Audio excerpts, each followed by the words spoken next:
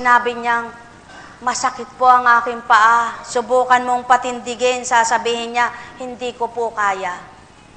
Subalit maliwanag niyong narinig, nagsalita ba ang may sakit na hindi niya kaya? Hindi bagat tinurang maliwanag, tumindig ka at bitbitin mo ang iyong daladala. Nagreklamo bang hindi ko po kayang tumindig? Nagreklamo ba? Kaya maliwanag na sinabi niya, kasi po ay hindi ko po naaabutan ang pagkalawkaw ng anghel. Sapagkat ibig sabihin, hindi siya nakakalakad ng mag-isa. Subalit pagdaka, itinura ng Kristo, walang sabi-sabi, walang reklamo, walang sinagot, kundi tumindig. Kayo po, nang dahil tao ang nakikita nyo, si Kunching, si Apo Kunching. Di bagat maraming reklamo kayo? Di bagat tinuturan ninyo? Kaya nga po ako naririto, masakit po ang paa ko, hindi ko po kaya. Maliwanag po. Kapag sinabi, gusto mo bang magliwanag ang iyong mata? Opo, katagal ko na nga pong nanggagamot. May isang lugar nga pong tinunguhan si Apo Kunching. Pinagyabang pa nung anak ng tinunguhan. May tinunguhan kami, sa lugar ng gayon, ang daming pasyente, kaya kami umuwi, hindi na, kami nakapila. Hindi na kami pumila. Kibit balikat lang. Sapagkat, kung tunay ka't batid mo at kilala mo ang Espiritu, hindi ka magkukwento kay Apo Kunching ng gayon. Sapagkat, alam mo ang kinukwento niya, alam ng aking Espiritu. Buhay po ba ang Diyos? Buhay po ba ang Diyos? Maliwanag ang tao ay tao, ang Espiritu ay Espiritu, kaya't hindi maaring magtagpo ang Espiritu Santo at taong katauhan. Kaya't papatayin ang laman upang mabuhay ang Espiritu at mapagharian katao, sapagkat hindi maaring maghari pa rin ang makalaman mong damdamin at nasa sayo pa rin ang banal na Espiritu. Pasubali ko sa inyo, sino ang taong nasa pagkataong pag-uugali at nasa kanya rin ang banal?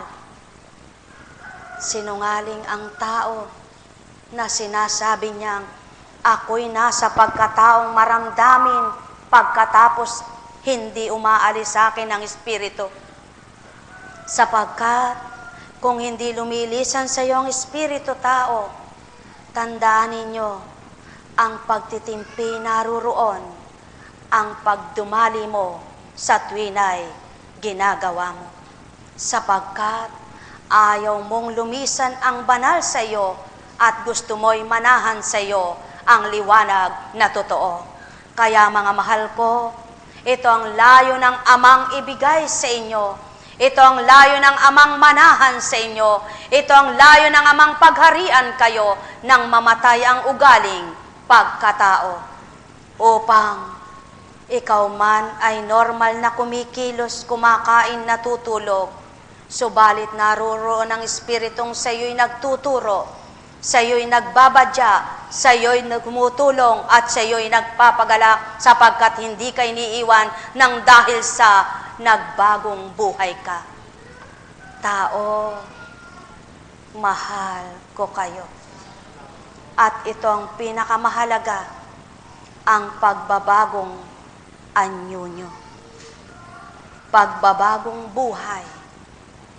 Ang wika nga, kung malinis ka man araw-araw, ni ayaw mong magkalibag, subalit ang puso mo'y ayaw mong pakalinisin, may kwenta ba't kabuluhan ang mabango ka sa katauhan?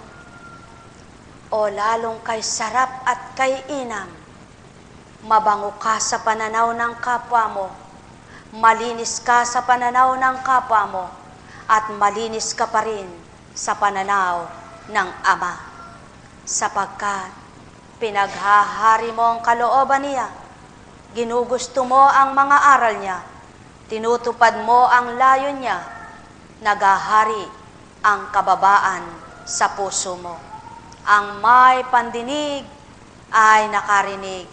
Kaya nga mga mahal ko, kapag ang hangarin ng Espiritu ang siyang tuwirang iniyalay sa inyo, marami nga ang nagtuturan, kahirap naman ang kagustuhan ng Ama. Kahirap naman ng layo ng Kristo. Sinong makatutupad doon? Sinong makagaganap niyan? Tinura na rin niyaan, mga mahal ko, ng unang panahon. Natura na rin niyaan, mga minamahal ko, ng mga tagapakinig. At ng mga alagad nagsiiwan at natira ang ilan. Sapagkat mahirap ngang tuptin ng laman ang bagay na espiritual. Kaya tao, ang mahirap sa iyo'y mahirap ngang totoo. Subalit ang hirap sa iyo'y di mahirap sa Ama. Kapag ang tuwirang tinanggap mo'y siya, walang hindi mababago para sa iyo kung layon mo'y kabutihan ito. At yan ang layon na ipagkaloob na ganap sa inyo. Ang tuwirang pagtitiwala at pananalig na ang Ama, ang siyang buhay, galak sigla at liwanag. Tao, mahal ko kayo. Tuwirang kong tinuturan. Kapag ganito na ang pananalita ko, maraming di na makakaunawa sa inyo. Maliban ang mga nangabuksan at sa akin nakadamang tuwiran at patuloy na ninanasang damhin ako at ganap na magsipagbago. Subalit ang hindi pa nabuksan, di mapuhap aking tinuran, sapagkat ang layo na sanlibutan, di makamtan kabanalan. Ang may pandinig ay nakarinig, sumainyo ang kapayapaan.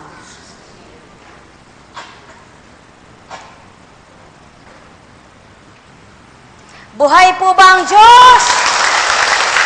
Buhay po ba ang Diyos? Mga minamahal ko, tunay nga pong buhay na buhay ang Diyos. Kumusta ka na? Purihin ang Ama. Parang tagal na rin yun, ano? Ilang taon na.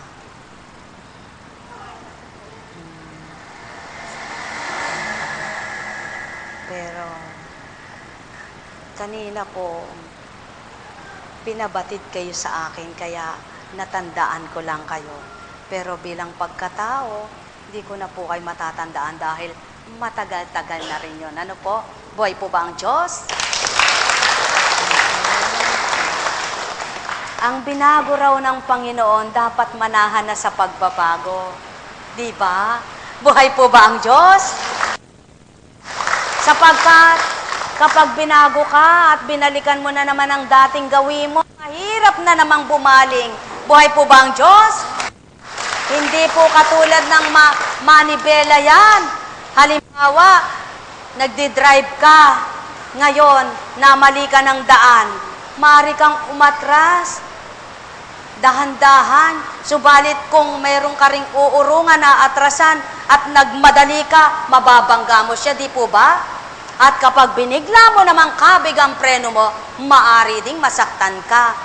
Ganyan po ang nagbagong buhay na. Kailangan po ay hinay-hinay, dahan-dahan. Huwag pagdakay, gasol-gasol, gotal-gotal ka na naman. Buhay po ba ang Diyos? Mga minamahal ko, bilang tao po, sadya pong napakahirap po palang makapagbago. Subalit alam niyo po, kapag ang nanahan sa inyo ay ang Kristo, napakadali lang po palang magbago. Totoo po yan. Subukan po muna ninyo para pag hindi po nangyari sa inyo, sampalin nyo si Apo Kunching. Opo, sampalin po ninyo. Kapag ka tinutokso ka ng kapwa mo, malapit ka ng magalit, iwanan mo siya. Kapag tinutokso ka niya, at iba ang damdamin, iwanan mo siya.